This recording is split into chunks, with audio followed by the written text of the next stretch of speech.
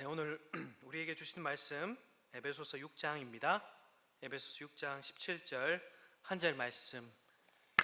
에베소서 6장 17절 한 절 말씀입니다.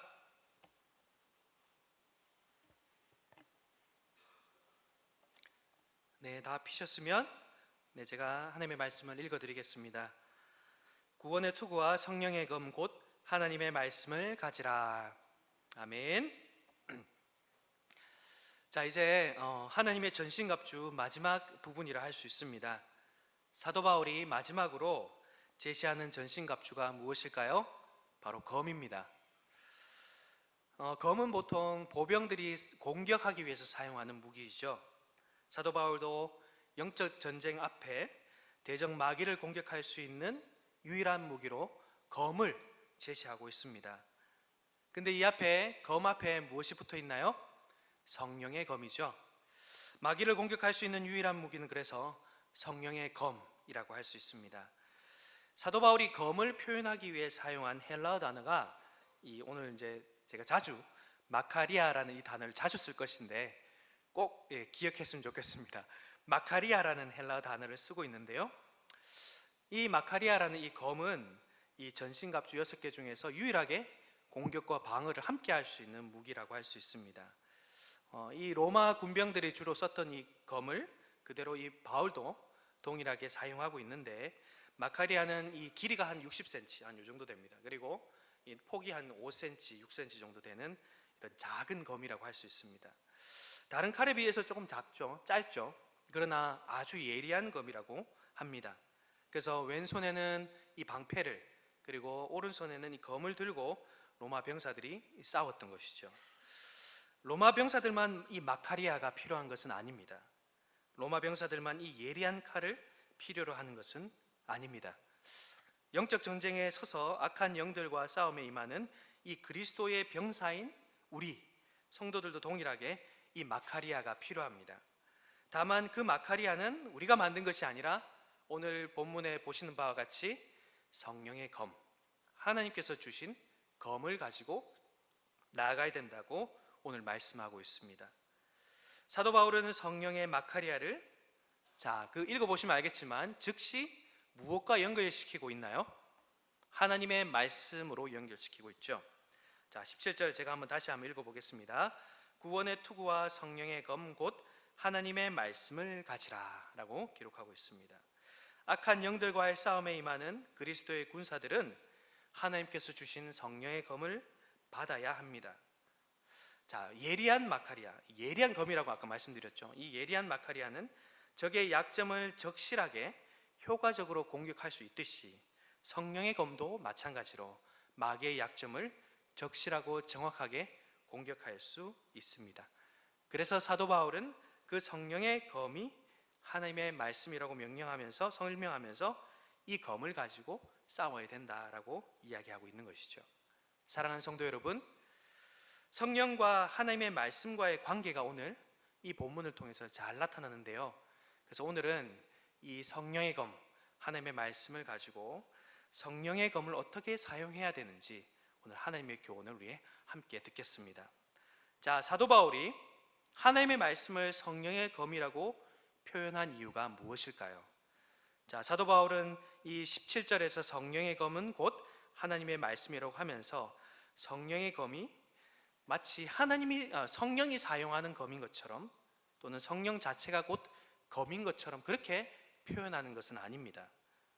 본문과 이렇게 주석을 찾아보니까 이 성령의 검이라는 것은 결국은 성령 하나님께서 제공하시는 검이다, 성령 하나님께서 주시는 검이다 라고 표현하고 있더라고요. 왜 그럴까요? 오늘 이 성령의 검 다음에 나와 있는 이 하나님의 말씀을 보면 더더욱이나 동일한 이 병행이기 때문에 그런데요. 자, 하나님께서 주시는 말씀이 곧 무엇이죠? 하나님의 말씀이죠. 그와 동일한 원리로 성령이 주시는 검이 바로 성령의 검이다 라고 할 수 있습니다. 그 말은 성령이 이 검의 기원이 된다, 하나님이 말씀의 기원이 되듯이 성령이 이 검의 기원이 된다라는 뜻입니다. 이처럼 사도 바울은 하나님의 말씀이 성도들의 검으로 쓰여지도록 능력 있게 역사하는 분이 누구라고요? 바로 성령 하나님이시라는 것이죠. 성령께서 하나님의 말씀을 성도들의 검으로 허락해 주신다고 오늘 지금 사도 바울은 선언하고 있는 것입니다. 하나님의 말씀을 기록하신 분은 누구죠? 바로 성령 하나님이시죠. 성령 하나님이시기 때문에 하나님의 말씀의 기원이 하나님인 또는 성령 하나님이 그 기원이 되신다라고 할 수 있습니다. 그래서 성령이 앞에 붙어 있는 것이고, 또 하나님의 말씀이 마카리아와 같이 날카롭고 예리하기 때문에 정확하게 마귀의 공격을, 마귀의 약점을 이렇게 무찌를 수 있기 때문에 이 검이란 마카리아는 표현을 통해서 성령의 검이라고 표현하고 있는 것입니다. 그러므로 하나님의 말씀이 곧 무엇이라고요? 성령의 검인 것이죠. 하나님의 말씀은 성령을 통해 주어지는 것이며 성령을 통해 예리한 검과 같은 효력을 발휘합니다. 오늘 오전 시간에도 우리가 마지막에 이 부분에 대해서 우리 설교를 통해 들었습니다. 자, 히브리서 기자도 이 하나님의 말씀을 검과 유사한 이미지로 표현하고 있는데, 히브리서 4장 12절에 이런 말씀이 기록되어 있죠. 히브리서 4장 12절에 보면 이와 같은 말씀이 있습니다. 우리 함께 한 목소리로 한번 읽어볼까요? 시작. 하나님의 말씀은 살아있고 활력이 있어 좌우의 날선 어떤 검보다도 예리하여 혼과 영과 및 관절과 골수를 찔러 쪼개기까지 하며 또 마음의 생각과 뜻을 판단하나니. 아멘. 히브리서 기자도 좌우의 날선 검이 즉 마카리아와 하나님의 말씀을 이렇게 비교하고 있습니다.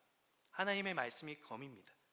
좌우의 날선 마카리아보다 더욱더 예리하여서 우리의 혼과 영과 골수를 찔러 완전히 분해시키고, 그리고 우리의 마음과 생각을 판단하는 것이 바로 이 성령의 검 말씀이 되는 것이죠. 자, 그래서 히브리서 4장 12절과 오늘 본문을 함께 이렇게 합쳐보면 이 좌우의 날선 검인 하나님의 말씀은 1차적으로 자기 백성의 양심을 찌르며 그들의 영적인 상태를 각성시키는 역할을 하는 의미에서 검의 역할을 합니다. 그리고 두 번째는 마귀의 공격인 시험과 유혹을 물리치고 마귀를 대적하여 공격하는 점에서 두 번째 검의 역할을 하는 것이죠. 그래서 하나님의 말씀 곧 성령의 검은 두 가지 역할을 한다라고 말씀드릴 수 있습니다. 성도 여러분, 예수님께서 공생의 사역을 시작하시면서 사실 제일 먼저 보여주신 것이 무엇일까요? 바로 말씀으로 마귀와 대적하는 방법을 가르쳐 주셨습니다. 맞죠? 우리가 지난 시간에도 살펴봤는데 마태복음 4장 1절에서 11절에 보면 예수님은 마귀와 싸울 때 가장 바람직한 방법, 합당한 방법이 말씀이다라는 것을 분명하게 교회에 제시해 주셨습니다. 또 예수님은 자신이 싸우신 그 싸움을 교회도, 제자들도 동일하게 싸우기를 바라셨어요. 그래서 마귀에게 시험을 받으실 때에 완전한 하나님이시지만 또한 완전한 인간으로서 예수님께서는 하나님의 말씀을 사용하여 마귀를 물리치셨죠. 그와 같이 성도들도 말씀에 대한 지식과 이해를 바탕으로 해서 분명히 능히 악한 마귀들을 싸울 수 있다, 공격을 물리칠 수 있다라고 예수님도 그렇고 사도 바울도 그렇고 동일하게 말씀하고 있는 것입니다. 성령의 검인 하나님의 말씀이 마귀와 그 어두운 왕국을 완전히 파괴할 수 있는 성도의 무기는 바로 성령의 검이 되는 것이죠. 하나님의 말씀이 마귀를 무너뜨리는 무기이지만, 그런데 하나님의 말씀을 마귀도 사용하고 있습니다. 맞나요? 오늘 마태복음 4장에 보면 마귀가 하나님의 말씀을 아주 자유자재로 사용하는 모습을 볼 수 있습니다. 자, 하나님의 말씀을 사용하여 예수님을 넘어뜨리려고 했고 또 그 위에 제자들을 넘어뜨리려고도 했습니다. 이와 같은 상황들을 우리가 생각해 볼 때 하나님의 말씀을 단순히 사용한다는 측면은 그 이상의 의미가 있다라는 것을 우리는 생각해야 하는 것이죠. 자, 그렇다면 하나님의 말씀이 효력이 있으려면 무엇이 필요할까요? 하나님의 말씀이 성령에 완전히 매여 있을 때에 성령의 검으로 제 기능을 합니다. 우리가 앞에 설교 시간에 조금 겹치는 부분이긴 한데 우리가 한번 복습한다는 셈 치고 우리가 들어주셨으면 감사하겠습니다. 오늘 본문에서는 하나님의 말씀이 곧 성령의 검이라고 분명히 선언하고 있죠. 검이 아니라, 단순히 검이 아니라 성령의 검이다라고 말씀합니다. 성령과 긴밀하게 연결되어 있을 때에 하나님의 말씀이 바로 예리한 마카리아가 된다라고 오늘 사도 바울은 말하고 있는 것이죠. 예리한 검이 우리의 심령을 찌르고 우리의 양심을 찔러 변화를 일으키게 하고, 뿐만 아니라 마귀의 시험과 유혹을 잘 분별하여서 마귀를 대적하는 것은 바로 하나님의 말씀의 참 의미를 성령께서 우리로 깨닫게 하실 때에 예리한 검이 되어서 우리가 그 검을 통해 마귀를 대적할 수 있다는 것이죠. 우리가 성경을 읽고 설교를 들으며 그 의미를 깨닫기 위해서는 무엇보다 중요한 것이 뭐냐? 성령의 영감과 조명이라 할 수 있습니다. 왜냐하면 성경을 기록한 원저자가 바로 성령 하나님이시기 때문이죠. 그래서 성령이 저자이시니 우리는, 그러나 아무것도 하지 않으면 안 되겠죠. 우리가 말씀을 읽고 말씀을 연구하고 말씀을 묵상하는 것은 당연한 것입니다. 성령께서는 이 우리의 행위들에 대해서 배척하지 않으십니다. 오히려 그런 수고는 성령이 우리를 진리로 인도하는 하나의 방편으로 사용하고 계시죠. 그래서 성령은 우리를 기계적으로 조정하지 않으시고 이 말씀을 우리가 읽고 묵상할 때에 인격적으로 우리를 인도하시는 분이라 할 수 있습니다. 신비주의자들처럼 성령의 조명을 받기 위해서 우리의 머리를 완전히 비우거나 우리의 동작과 수고를 완전히 멈추는 것이 아닙니다. 오히려 성령님은 우리의 지성과 우리의 사유 기능을 윤활하게 하고 탐구하는 노력을 통해서 말씀을 깨닫게 하시는 것이죠. 물론 인간적인 노력에 최선을 다한다 하더라도 우리가 한 가지 기억해야 될 것은, 하나님의 말씀을 확실히 깨닫게 하는 것은 바로 성령 하나님의 조명과 성령 하나님께서 인도하시는 것이 필요하다라는 것을 우리가 기억했으면 좋겠습니다. 진리에 이를 수 있고 마귀의 공격을 분별하고 마귀를 대적할 수 있는 것은 성령과 이 말씀이 긴밀하게 연결되어 있어야 한다라는 것을 우리가 기억했으면 좋겠습니다. 사도 바울은 이 십자가의 지혜가 사실은 만세전에 계획됐던 것이지만 사실 감춰져 있다가 누구를 통해 깨닫게 되었냐라고 말씀하냐면 바로 성령이 깨닫게 하셨다라고 분명히 말씀하십니다. 그래서 성령의 조명, 성령의 인도하심이 없이는 우리가 참 진리 가운데 거할 수 없고 참 진리를 깨달을 수 없는 것이죠. 그래서 사도 바울이 고린도전서 2장 8절에서 12절에 이렇게 기록하고 있습니다. 고린도전서 2장 8절에서 12절을 보면 제가 한번 8절에서 12절 한번 읽어보겠습니다. 이 시대는 이 세대의 통치자들이 한 사람도 알지 못하였나니 만일 알았더라면 영광의 주를 십자가에 못 박지 아니하였으리라. 기록된 바 하나님이 자기를 사랑하는 자들을 위하여 예비하신 모든 것은 눈으로 보지 못하고 귀로 듣지 못하고 사람의 마음으로 생각하지도 못하였다 함과 같으니라.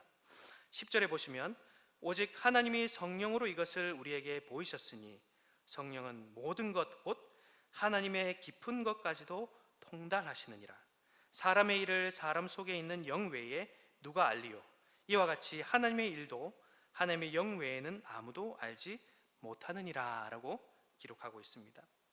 십자가의 도뿐만 아니라 사실은 하나님을 아는 지식 모든 것은 바로 성령께서, 성경의 저자이신 성령께서 깨닫게 하지 않으면 불가능하다라는 것을 우리는 이 사도 바울이 알려주신 대로 알 수 있는 것입니다.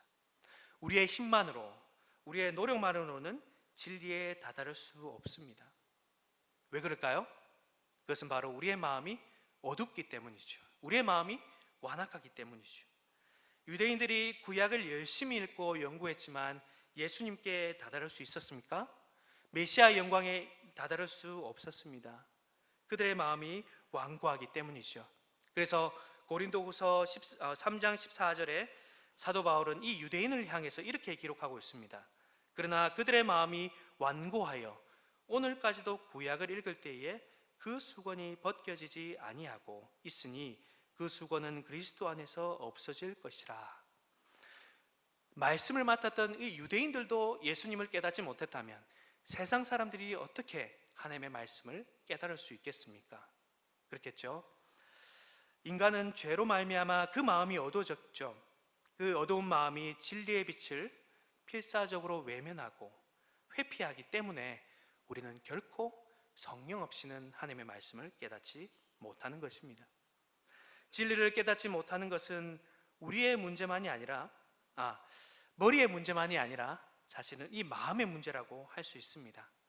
하나님께서 하나님에 대한 불순종의 마음, 원수된 마음이 극도로 증오하는 대상에 대해 필사적으로 억누르고 거부하며 박멸해버리기 때문입니다. 따라서 인간이 스스로 하나님을 알지 못하는 이 문제가 해결되기 위해서는 우리의 완고한 마음이 완전히 깨트려져야 하는 것이죠. 근본적인 변화가 필요한 것이죠. 그래서 바로 하나님의 말씀을 사용하시는 그 성령 하나님이 우리의 마음을 변화시킬 때 그것이 가능하다 할 수 있습니다. 이것이 바로 구약에 예언되었던 이 새 언약의 내용입니다. 성령 하나님은 지금도 이 언약이 이루어지도록 우리 가운데 신실하게 인도해 가시는 영이시죠. 우리 마음뿐만이 아닙니다. 또한 인간의 어두운 마음을 조장하는, 미혹하는, 그래서 방해하는 세상의 신의 역사도 동일하게 한몫하고 있습니다. 복음을 통해 의의 태양이신 그리스도께서 2000년 전에 이미 밝히 드러났음에도 여전히 우리는 세상 가운데 나가보면 예수님을 알려고 하는 노력이나 예수님에 대해서 예수님에 대한 지식을 도무지 알지 못하는 모습들을 볼 수 있죠. 그것이 왜 그럴까요? 바로 고린도후서 4장 4절에 이렇게 기록하고 있습니다. 이 세상의 신이 믿지 아니하는 자들의 마음을 어떻게 했다고요? 혼미하게 하여 그리스도의 영광의 복음의 광채가 비치지 못하게 하였기 때문입니다.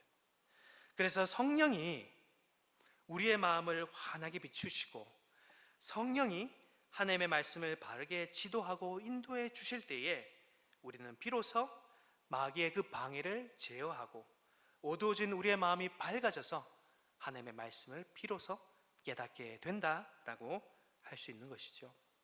사랑하는 성도 여러분, 예수님께서 우리 마태복음 4장 앞에서 언급드렸지만 40일을 금식하셨죠. 줄이신 몸으로 나아가셨는데 이 4장의 앞에 보시면 어떤 기록이 나와 있냐면 예수님께서 성령으로 충만해졌다라는 기록이 나와 있습니다. 예수님께서 하늘 아버지께서 보내신 성령을 비둘기같이 내렸을 때 그것을 덧입는 모습을 볼 수 있지요. 그 말은 무엇입니까? 예수님은 이 마귀와 대적하기에 앞서서 무엇이 선행되었다는 말일까요? 성령의 충만함이 선행되었다라는 말씀입니다. 성령으로 충만하여 대적 마귀와 싸우게 되었다는 것이지요. 그래서 이 본문을 요한복음에서는 요한복음 3장 34절에 어떻게 기록하고 있냐면 성령을 한량없이 받은 분이 바로 우리 예수님이다라고 기록하고 있는데요. 우리 34절, 우리 요한복음 3장 34절 우리 함께 한 목소리를 한번 읽어보겠습니다. 시작. 하나님이 보내신 이는 하나님의 말씀을 하나니 이는 하나님이 성령을 한량없이 주심이니라. 성령 충만을 말합니다. 물론 예수님이 받으신 것과 우리가 받은 게 조금 차이는 날 수 있겠지만 근본적으로 예수님도 완전한 인간으로서 성령의 충만함을 받고 바로 비로소 하나님의 말씀을 가지고 대적 마귀에게 나아가 싸웠다라는 의미가 되죠. 예수님과 마귀 모두 동일하게 하나님의 말씀을 사용합니다. 마귀는 어떻게 사용합니까? 자의적으로 자기 뜻대로 해석하여서 하나님의 말씀을 사용하고 있죠. 그러나 예수님은 오늘 본문에처럼 성령의 충만함을 받고 성령의 지시를 따라 인도함을 받아서 하나님의 말씀을 깨닫고 그것을 힘입어서 대적과 싸우는 모습을 보여주고 있다는 의미입니다. 요한복음 3장 34절에 따르면 예수님은 성령의 충만함을 입어 하나님의 말씀을 했습니다. 물론 예수님 자체에서도 하나님의 말씀으로 다 채워진 분이시죠. 우리가 요한복음 1장 1절에 말씀 그 자체인 예수님을 알지 않습니까? 그럼에도 불구하고 예수님은 완전한 인간으로서 성령의 충만함을 입고 하나님의 말씀으로 싸웠다라고 할 수 있습니다. 성령이 없이는 그렇습니다. 하나님의 말씀을 대할 때 우리는 항상 자기 중심적이고 자기의 어두운 마음으로 성경을 바라보지요. 이번에 우리 여름 성경학교 주제가 무엇인지 아십니까? 바로 기도입니다. 세상 신을 향해 기도하는 것과 하나님께 기도하는 것의 큰 차이에 대해서 우리 한 목사님이 이렇게 제시한 적이 있는데 그 교재에 나와 있더라고요. 제가 한번 읽어드리겠습니다. 기독교의 기도는 우선 기도의 대상이 다릅니다. 세상 사람들은 잃어버린 하나님 자리를 채우기 위해 사람이 디자인하고 창조한 신들에게 기도하지만 그리스도인은 유일하신 참 하나님, 우리를 지으신 참 신에게 기도합니다. 기도의 초점이 다릅니다. 세상 사람들은 자신이 기도의 초점이지만 그리스도인은 하나님이 그 기도의 초점입니다. 기도의 동기도, 기도의 목적도, 기도의 근거도, 기도의 관계도 다 다릅니다. 이렇게 목사님이 기록하고 있더라고요. 그렇습니다. 기도의 대상도, 기도의 초점도, 기도의 동기도, 목적과 근거와 관계의 확신, 동력, 모든 것이 세상 사람들은 어떻다고요? 자기 중심에 딱 맞춰져 있다는 것이죠. 오늘 이 마태복음 4장의 사탄은 온전히 자기 중심적으로 사람들을 넘어뜨리기 위해서, 예수님을 넘어뜨리기 위해서 그와 같이 하나님의 말씀을 의도적으로 자의적으로 해석했는데 이것이 딱 맞아떨어지더라고요. 기도뿐만 아니라 우리가 말씀을 대할 때도 동일하게 그와 같이 한다는 것이죠. 그와 같이 하나님의 말씀에 의도와는 전혀 관계없이 자기 이기적인 마음으로 하나님의 말씀을 사용하는 것이 바로 사탄이었다는 것입니다. 우리의 어두운 마음과 우리를 가리고 있는 이 세상 신의 역사입니다. 사랑하는 성도 여러분, 그런 면에서 우리는 바로 이 예수님의 모습을 따라야 하는 것이죠. 예수님은 철저히 성령 충만하여 성령을 따라 성령에 매여서 하나님의 말씀을 사용했습니다. 그리고 그것으로 마귀와 싸웠습니다. 내 방식대로 내 이기적인 마음으로 성경을 대하지 않도록, 하나님의 말씀을 대하지 않도록 해야 할 것입니다. 이것이 성령의 검인 하나님의 말씀을 대하는 우리의 자세입니다. 이것을 기억했으면 좋겠습니다. 이런 마음으로 하나님의 말씀을 대할 때 분명히 성령 하나님은 우리의 마음을 환하게 비춰주시고 성령의 검인 하나님의 말씀으로 마귀와 싸울 수 있도록 우리를 이끌어 주신다는 것이죠.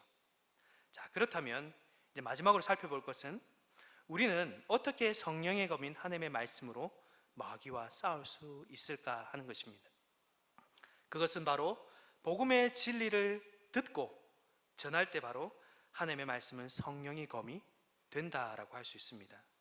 자, 다시 한번 본문 17절로 돌아가시면 하나님의 말씀의 이 말씀이라는 헬라어 단어는 우리가 흔히 알고 있는 로고스와 다른 말씀, 흐레마라는 말씀으로 표현되어 있습니다. 보통 로고스와 이 흐레마는 같이 병행해서 사용할 수 있는 단어입니다.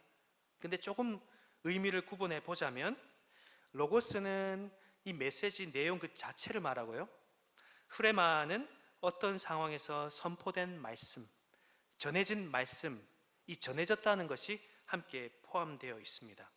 그래서 현재 본문에서 사도 바울이 이 흐레마라는 의미를 사용했다는 것은 그런 의미를 담고 있는 것이죠. 하나님의 말씀은 그래서 성령의 능력으로 선포된 복음의 메시지라고 할 수 있습니다.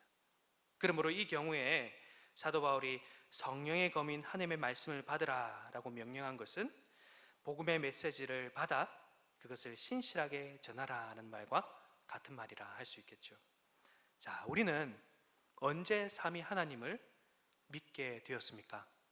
언제 삼위 하나님의 믿는 믿음이 생겨났습니까? 우리는 언제 사탄의 손에서 해방되어 하나님 나라의 백성이 되었습니까? 우리는 언제 하나님을 아버지라 부를 수 있는 양자의 권세를 받았습니까? 언제 그리스도의 몸에 접붙임 바 되었습니까? 언제 성령의 전으로 거듭나게 되었습니까? 바로 하나님의 말씀, 복음을 들을 때이죠. 그래서 로마서 10장 17절에 이렇게 기록하고 있죠. 그러므로 믿음은 들음에서 나며 들음은 그리스도의 말씀으로 말미암았느니라. 여기서 그리스도의 말씀할 때 이 말씀도 동일한 흐레마입니다. 선포된 말씀을 말하죠. 자, 그러면 그리스도의 말씀이 구체적으로 무엇을 뜻할까요? 이 로마서 지금 10장 이 전체 문맥에서 이 문맥을 표현하고 있는 게 로마서 10장 9절인데요. 이 9절에 보면 이렇게 기록되어 있습니다. 네가 만일 네 입으로 예수를 주로 시인하여 또 하나님께서 그를 죽은 자 가운데서 살리신 것을 내 마음에 믿으면 구원을 받으리라 라고 말씀하고 있죠. 우리가 잘 알고 있는 말씀입니다. 근데 제가 이 말씀을 왜 드리냐, 아까 그리스도의 말씀 흐레마가 어떤 말씀인가를 생각해 볼 때 이 말씀과 연관이 되기 때문에 말씀드렸습니다. 자, 이 말씀에 이 그리스도의 말씀이 담겨 있는데 바로 하나님께서 예수를 죽은 자 가운데서 살리신 것, 이것이 바로 그리스도의 말씀이죠. 무엇일까요? 비록 좀 간단하게 간소하게 고백하고 있는 고백이지만 바로 복음 그 자체를 말합니다. 복음이죠. 그러므로 10장 17절의 그 그리스도의 말씀은 결국 순결한 복음을 의미합니다. 복음을 선포하고 듣는 것을 의미한다는 것이죠. 그 말은 무슨 말입니까? 바로 복음을 듣고 우리가 복음을 읽고 복음 앞에 설 때에 우리는 믿음이 생겨난다라고 할 수 있습니다. 성령께서는 바로 이와 같은 방식으로 사탄에게 사로잡힌 자가 복음을 믿고 하나님 품에 돌아올 수 있도록 가장 효과적이고 정확하고 적실하게 이끌어 주시는 것이죠. 바로 성령의 검인 하나님의 말씀을, 즉 복음을 통해서 그렇게 하신다라고 할 수 있습니다.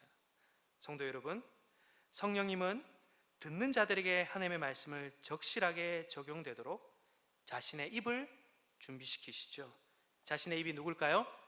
여기 서 있는 저와 우리 조현문 목사님이 되겠습니다. 자신의 입이 하나님의 말씀을 선포할 때 그 선포된 말씀을 듣는 자의 굳은 마음을 완전히 변화시켜 그 말씀을 믿고 순종할 수 있도록 이끌어 주십니다. 왜 하나님의 말씀이 성령의 마카리아가 될까요? 성령께서 하나님의 말씀을 예리한 검으로 사용하여서 우리의 단단한 마음들을 완전히 깨트리고 우리의 폐부를 정확하게 찔러서 돌과 같이 굳은 마음을 완전히 무너뜨려 그 말씀에 순종하도록 하기 때문인 것이죠. 성령님은 자신의 전달자, 자신이 입이 되어줄 목회자를, 전도자를 세우십니다. 이들의 입술을 열어 하나님의 말씀인 복음을 선포할 때 그것을 사용하시는 것이 바로 우리 성령 하나님이시죠. 사탄에 사로잡힌 영혼의 폐부를 완전히 찔러 쪼개버리십니다. 하나님의 말씀을 멀리했던 무뎌진 마음을 다 찔러 완전히 쪼개버리십니다. 성령은 선포된 하나님의 말씀과 함께 청중의 마음 가운데 찾아오셔서 그들을 향해서 하나님의 선하심과 하나님의 인자하심과 십자가 위에 선포되어 있던 하나님의 은혜와 자비와 사랑을 비로소 깨닫게 하시는 것이죠. 성령님은 자신의 입이 되어줄 사자들인 사도들, 제자들, 직분자들을 보내십니다. 성령님은 하나님의 사자들을 무장시키고 영감을 주시고 가르치십니다. 제일 마지막에 그들의 입을 사용하여서 선포된 말씀으로 청중 가운데 적용시키는 분이 바로 우리 성령 하나님이 되시는 것이죠. 앞에서 설명드렸던 이 모든 과정들이 누구를 통해서요? 바로 성령 하나님을 통해서, 성령 하나님의 주권적인 그 사역을 통해서 이루어진다라고 말씀드릴 수 있습니다. 사랑하는 성도 여러분, 성령과 하나님의 말씀인 복음이 이처럼 긴밀하게 연결되어 있다는 것을 우리가 안다면 우리는 어떻게 해야 될까요? 성령의 검인 하나님의 말씀을 끊임없이 꺼내서 사용해야 될 것입니다. 그 사용하는 방법은 간단합니다. 하나님의 말씀을 연구하고 읽고 우리 입술로 묵상하며 무엇을 의미하는지 이해하고 믿으려고 순종해야 하는 것이죠. 그렇지 않으면 성령이 그 하나님의 말씀을 가지고 일하실 수 없습니다. 사탄을 보십시오. 그는 하나님의 말씀을 이용할 뿐이었지 들으려 하지 않았습니다. 들으려 하지 않으니 어떨까요? 믿고 회개할 수 없지요. 그런 완악한 마음을 꺾으려 하지 않습니다. 마치 10가지 재앙을 받고도 이스라엘 백성들을 향해서 휘몰아쳤던 이 바로 왕과 같은 모습이었죠. 우리는 그렇게 해서는 안 됩니다. 물론 우리도 하나님의 말씀을 알려고 하지 않을 때도 있죠. 게으를 때도 있습니다. 칼집에 이 말씀을 집어넣고 싸우려 하지 않을 때도 많습니다. 그렇지만 이 싸움은 대신 싸워줄 수 없습니다. 우리는 지금 반복적으로 하나님의 말씀을 붙들고 맹렬한 공격에 닥칠 때마다 능히 맞설 수 있도록 우리는 끊임없이 말씀을 통해 준비하고 있어야 하는 것이죠. 그러기 위해서 우리는 다른 것이 없습니다. 우리 모두 매일 하나님의 말씀 속으로 들어가셔야 됩니다. 주일에 들었던 설교를 끊임없이 묵상해야 되고, 되뇌이며 끊임없이 성경이 우리를 이끌어가도록, 성경이 우리의 발걸음을 어떻게 인도하시는지, 어려움을 겪을 때 어떻게 하나님의 말씀이 우리를 대처하도록 하시는지, 우리의 자신의 죄가 얼마나 큰지를 계속 직면하게 할 때에 우리는 또 말씀 앞에 계속 서야 하는 것이죠. 말씀 가운데 복음이 얼마나 깊이 있게 우리에게 다가와 있는지를 끊임없이 알려고 노력해야 한다는 것입니다. 작은 어려움에 노출될 때에 하나님의 말씀으로 이기는 그 경험을 할 때 우리 큰사랑교회 모든 성도들은 바로 큰 어려움 가운데서도 동일하게 이겨낼 수 있을 것입니다. 우리의 노력이 아무리 많다고 하더라도 그러나 이 사실을 빼먹어서는 안 되겠죠. 하나님의 말씀이 누구의 검인지 우리가 기억하는 것입니다. 성령은 바로 하나님의 말씀의 궁극적인 저자이자 우리가 말씀을 올바르게 깨닫고 이해할 수 있도록 돕는 분이라는 것을 우리는 말씀을 대할 때마다 이 사실을 기억하고 믿어야 합니다. 그래서 우리가 항상 설교 앞에 무엇을 하나요? 기도하고, 성경을 대할 때 우리가 무엇을 하나요? 말씀 앞에 기도하는 이유가 그런 이유 때문이죠. 어두운 눈을 밝히시고 나를 주의 귀한 빛을 깨닫게 하옵소서 기도해야 될 이유가 바로 이 성령 하나님의 우리를 이끌어 주심 때문입니다. 성령께서 주인이 되어 우리를 이끌지 않으면 우리는 결코 한 걸음도 전진할 수 없습니다. 하나님을 알고 믿고 확신한 일에 한 걸음 전진하기 위해서는 성령 하나님께서 끝까지 우리를 이끌어 주셔야 하는 것입니다. 큰사랑교회 성도 여러분들은 이것을 기억했으면 좋겠습니다. 성령께서 우리의 선생님이 되어주시고 우리가 대면하는 말씀의 내용을 이해할 수 있도록 그것이 우리의 삶에 어떠한 영향을 미치는지 보게 해달라고 기도합시다. 하나님의 말씀이 우리의 특정한 죄에 어떻게 도전하시는지 분명하게 보여달라고 성령 하나님께 기도합시다. 성경을 읽으면서 그리스도를 더욱더 사랑하는 마음이 생겨날 수 있도록 우리는 끊임없이 기도해야 합니다. 자의적인 성경 읽기, 욕망을 가득 채워서 탐욕으로 읽는 성경 읽기가 되지 않도록 성령님께서 우리의 마음을 주장하시도록 계속해서 기도해 나아가야 한다는 것이죠. 마지막으로 하나님의 말씀이 적실하게 적용되려면 나만 읽는 것이 아닙니다. 우리 성령께서 이끌어가 하게 하시는 교제의 장인 성도의 그 교제의 장 가운데서 우리는 성경을 읽고 설교를 들은 그 은혜를 나누는 그 일을 계속해 나가야 합니다. 성도의 교제는 어떤 교제일까요? 바로 내 마음대로 성경 읽었던 그 해석들을 깨트리는 치료제가 됩니다. 함께 배우고 배운 것을 함께 공유하는 그 자리가 바로 내가 삐뚤하게 해석했던 그 말씀, 내 자의적으로 해석했던 그 말씀을 바롭게 교정해주는 치료제가 된다는 말씀이죠.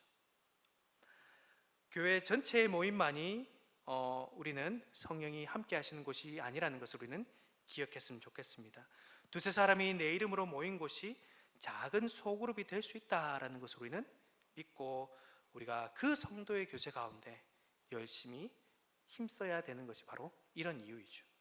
그곳에 성령님께서 함께 하시고 성령을 통해 주님께서 함께 하실 때 우리는 우리가 삐뚤하게 생각했던 그 모든 것들을 다시 한번 다른 사람들과 함께 교제하는 가운데 교정되고 다시 한 마음이 되어 이 말씀 가운데 서게 될 것입니다.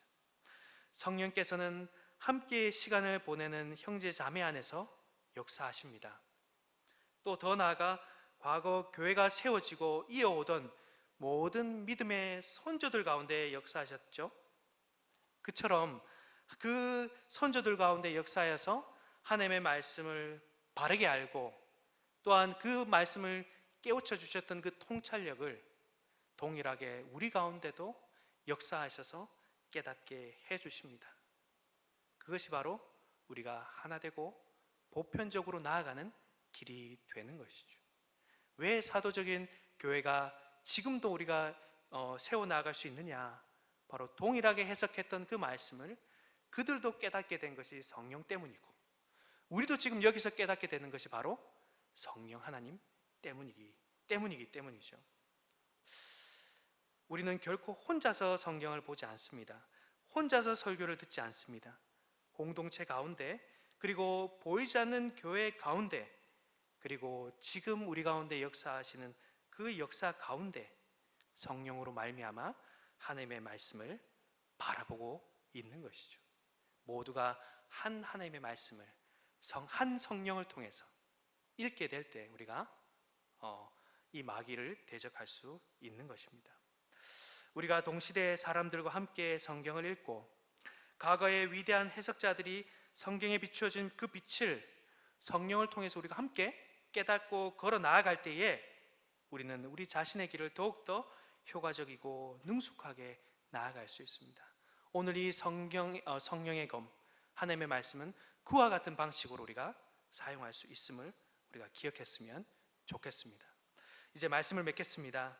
성령의 검인 하나님의 말씀은 우리를 완전히 새롭게 태어나도록 하는 데만 필요한 것은 아닙니다. 성령님은 구원받은 백성이 그리스도의 형상으로 닮아갈 수 있도록 우리를 이끌어 가시려고 성령의 검인 하나님의 말씀으로 우리의 마음을 찌르고 변화시켜 가시지요. 뿐만 아니라 외부의 적이 우리 공동체 가운데 위협을 줄 때에 우리는 어떻게 공격해야 되나요? 동일하게 한 말씀, 하나님께서 깨닫게 하신 그 하나님의 말씀으로 공격해야 하는 것이죠. 내 방식, 내 소견에 옳은 대로가 아니라 성령의 검인 하나님의 말씀을 통해 우리의 숨겨져 있던 악을 드러내고 그것을 이 말씀을 통해 정화할 때에 우리 큰사랑교회는 건강하게 세워져 갈 줄로 믿습니다. 하나님의 말씀 앞에서만 모든 것이 드러나기 때문입니다. 우리가 이것을 기억하고 성령의 검인 하나님의 말씀을 잘 붙들고 살아가는 저와 우리 모두가 되기를 간절히 바랍니다. 우리 함께 찬양 우리 함께 부르겠습니다.